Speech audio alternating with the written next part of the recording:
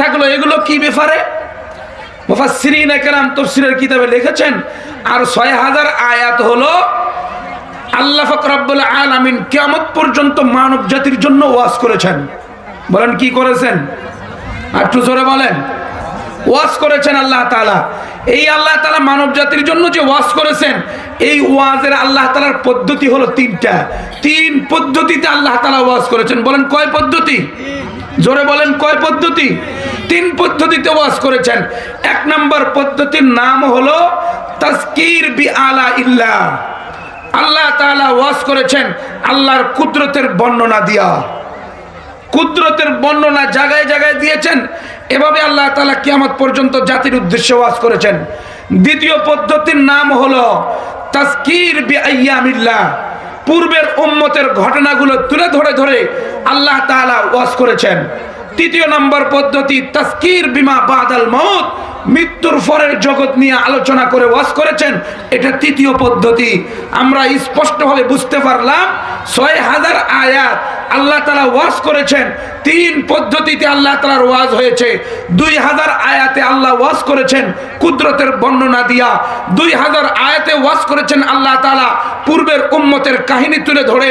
আর 2000 আয়াতে আল্লাহ ওয়াজ করেছেন মৃত্যুর পরের জীবন নিয়া। 1000 জাহান্নামের আয়াত, 1000 জান্নাতের আলোচনা। আল্লাহ পাক রব্বুল আলামিনের ওয়াজের বিস্তারিত বর্ণনা এটা। আমি যে আপনাদের সম্মুখে 18 নম্বর সূরা সূরাতুল কাহফ মাক্কিয়া, মক্কায় অবতীর্ণ, এই সূরার 18, 19 নম্বর আয়াতে কারিমা তেলাওয়াত করেছি।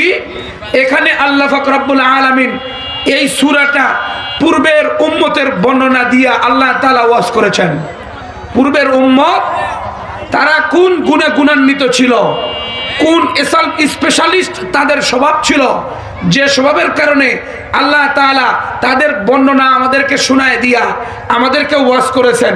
আমাদেরকে শিরিক মুক্ত জীবন গড়ার জন্য, দুর্নীতি মুক্ত জীবন গড়ার জন্য, ঈমান আর তাওহীদের চেতনা জীবনে বাস্তবায়ন করার জন্য নবীর মাধ্যমে আল্লাহ পাক রব্বুল আলামিন আমাদেরকে কোরআন দিয়া ওয়াজ করেছেন।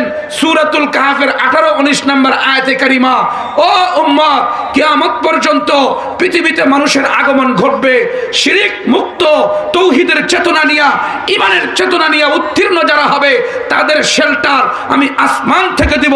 জোরে বলেন ঠিক না ঠিক? এটা আল্লাহ পাক রব্বুল আলামিনের ওয়াদা। তাহলে আজকের ওয়াজ কোন দিকে আল্লাহ পাক রব্বুল আলামিন করছেন এটা আমাদের স্পষ্ট বুঝে গেল। পূর্বের উম্মতের বর্ণনা দিয়া আল্লাহ তাআলা ওয়াজ করেছেন। এই উম্মতের বর্ণনা আমাদের এখন একটু কিঞ্চিত জানতে হবে, তাহলে আমাদের আয়াতের তরজমা, আয়াতের তাফসীর বুঝতে সহজ হবে। নবী করিম সাল্লাল্লাহু আলাইহি ওয়াসাল্লামের কাছে ইহুদিদের এক দল আসছে। ইহুদিদের দল নবীজির কাছে কেন আসলো?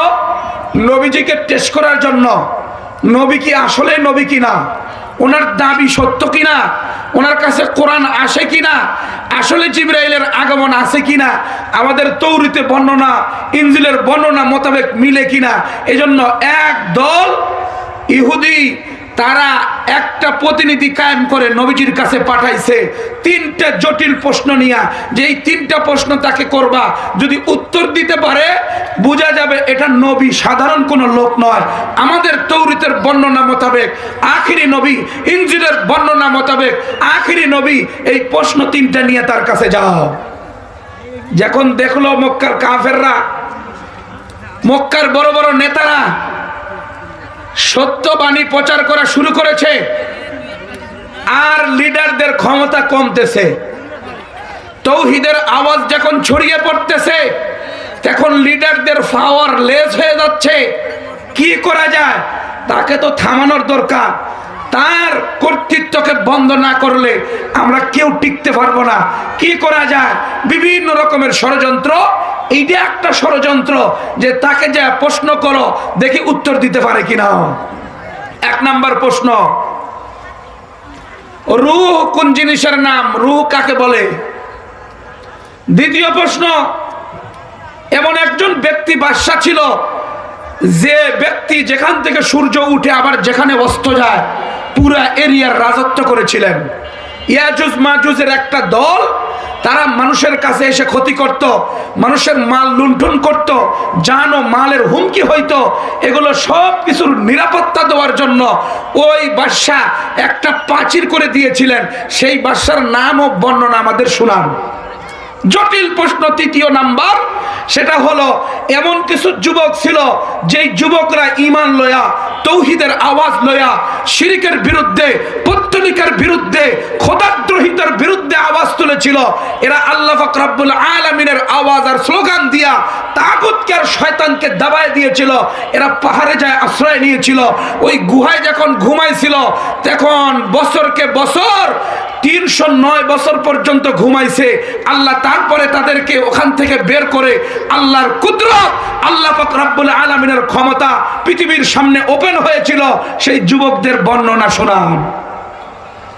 নবী করিম সাল্লাল্লাহু আলাইহি ওয়াসাল্লামের কাছে 3টা প্রশ্ন। কাদের তরফ থেকে? জোরে বলেন, কাদের তরফ থেকে? আপনারা আমার কথা বুঝতেছেন? কিচ্ছা কইলে পরে ভালো শোনে, কিচ্ছা না তো ডাইরেক্ট তফসিরের কথা, এজন্য আর খেয়াল নাই। আবার ফির গজল টজল দেশে না, তাহলে আমরা আর কি শুনিব? কথা ঠিক না বেটি? কোরআনে কারীমের একাধিক তফসিরের কিতাবে বর্ণনা, ইহুদিদের এই জামাআতের নবী করিম সাল্লাল্লাহু আলাইহি সাল্লামের 3টার প্রশ্নের ব্যাপারে বললেন যে তোমাদেরকে আমি এটার উত্তর যথাসময়ে দিব। কিন্তু নবীজি ইনশাআল্লাহ বলেন নাই। নবীজি যখন ইনশাআল্লাহ বলেন নাই, তো তৌহিদের ফাতরাতে ওহির বিলম্বনা শুরু হয়ে গেল। আল্লাহ পাক রব্বুল আলামিন এ ব্যাপারে শিক্ষা দিলেন নবী না, সারা পৃথিবীর উম্মতদেরকে, যে আমার উপরে ন্যস্ত করে, আমার উপরে মশিয়ত নিয়া, আমার এরাদা নিয়া যে কথা না বলে তার সমস্যা হয়। নবীজি সাল্লাল্লাহু আলাইহি সাল্লামের কাছে ওহী আসা দীর্ঘদিন বন্ধ থাকলো। এরা তখন আওয়াজ ছুড়ায় দিল, নবী আসলে হক নয়, নবী সত্য নয়। যদি হইতো তাহলে তো এই প্রশ্নগুলোর উত্তর দিতে পারতো, জিবরাইলের কানেক্টেড থাকতো। এটা দেখি নাই, এখন তো কোনো প্রশ্নের উত্তরই দেয় না।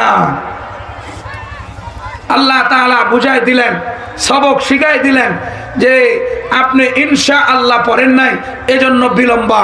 ইনশাআল্লাহ পড়লে দ্রুতই কাজ হবে। কেন? সব কিছু করনেওয়ালা কে? জোরে করে বলেন, আরো জোরে বলেন, কে? ইনশাআল্লাহ ভাই লাগবে। এই জন্য ইনশাআল্লাহ অনেক সময় আমরা পড়ি না, আমরা বলি না, তো এর কারণে আমাদের সমাজে সমস্যা হয়। আজকে মুসলমান ইসলামী কালচার, তাহজিব, তামাজ্জুন বাদ দিয়া এখন গুড, ভেরি গুড, শুভ সকাল, ধন্যবাদ, মোবারক এগুলো বলা শুরু করেছে। কি কথা ঠিক না বে ঠিক? এক্সকিউজ মি স্যার, একটু সামনে যান, একটু পিছনে আসেন, এগুলো বলা শুরু করেছে। আমাদের থেকে এখন যেই সমস্ত শরীয়তের সেই বিশেষ কথা, এগুলো আমরা এখন প্রচলন বন্ধ করে দিছি। আমি আমার বাচ্চাকে ইনশাআল্লাহ শিখাই না, আলহামদুলিল্লাহ শিখাই না। এই বাচ্চা এখন টাটা দেয়, সালাম দেয় না, থ্যাংক ইউ আব্বু, এগুলো শিখা। কথা কোন ঠিক না বা ঠিক? মাশাআল্লাহ, জাযাকুমুল্লাহ, এগুলো শব্দ এখন আমাদের থেকে বিদায় নিয়ে গেছে। এমনই অবস্থা হয়েছে।